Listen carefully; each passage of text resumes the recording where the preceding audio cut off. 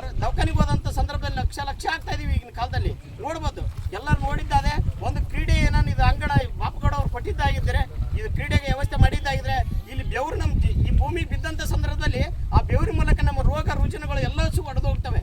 ಇಲ್ಲಿ ನಾವು ಈ ಮುಂಜಾನೆ ಮತ್ತು ಸಾಯಂಕಾಲ ಇಲ್ಲಿ ಕ್ರೀಡೆಯಲ್ಲಿ ಭಾಗವಹಿಸ್ತಕ್ಕಂಥ ಸಂದರ್ಭದಲ್ಲಿ ನಮ್ಮ ದೇಹ ಹಗುರಾಗುತ್ತದೆ, ಮಾನಸಿಕವಾಗಿ ವೃದ್ಧಿ ಆಗ್ತದೆ. ಅದೇ ರೀತಿಯಾಗಿ ನಾನು ಒಂದು ಹೇಳದೆ, ಸ್ವಲ್ಪ ಸಿಟಿ ಹೋದ ವಿದ್ಯಾರ್ಥಿಗಳಿಗೆ ಅನುಕೂಲ ಆಗಿರುತ್ತೆ. ಯಾಕಂದ್ರೆ ಒಂದು ತಾಸು ಏನು ಕ್ರೀಡೆಯಲ್ಲಿ ನಾವು ಭಾಗವಹಿಸಿ ಒಂದು 10 ನಿಮಿಷ ಜಳಕ ಮಾಡಿಗೇಸಿ ಊಟ ಮಾಡಿಗೇಸಿ ಕುಂತ್ರ ಓದಕ್ಕೆ ಮನಸ್ಸೇ ಬೇರೆ ಬರ್ತಿರ್ತದೆ.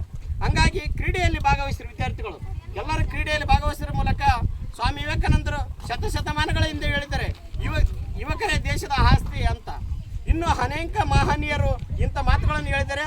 ಅಂಥ ಮಾತುಗಳನ್ನು ಮೈಗೂಡಿಸಿಕೊಂಡು ಎಲ್ಲ ಗ್ರಾಮಸ್ಥರು ಎಲ್ಲರೂ ಸಹಕಾರ ಮಾಡಬೇಕು. ಇಲ್ಲಿ ಎಲ್ಲರೂ ಸಣ್ಣವರು ಕಿರಿಯರು ದೊಡ್ಡವರು ಎಲ್ಲರೂ ಸಹಕಾರ ಮಾಡಿದರೆ ಈ ಚನ್ನಪುರ ಲೀಗಲ್ಲಿ ಏನಾಗುತ್ತೆ, ಒಳ್ಳೆ ಅಭಿವೃದ್ಧಿ ಒಳ್ಳೆ ಹೆಸರು ತರ್ತಕ್ಕಂಥ ಕೆಲಸ ಎಲ್ಲ ಯುವಕರು ಮಾಡ್ತಾರೆ ಅಂತೇಳಿ ನಾನು 2 ಮಾತನ್ನು ಮುಗಿಸ್ತೇನೆ.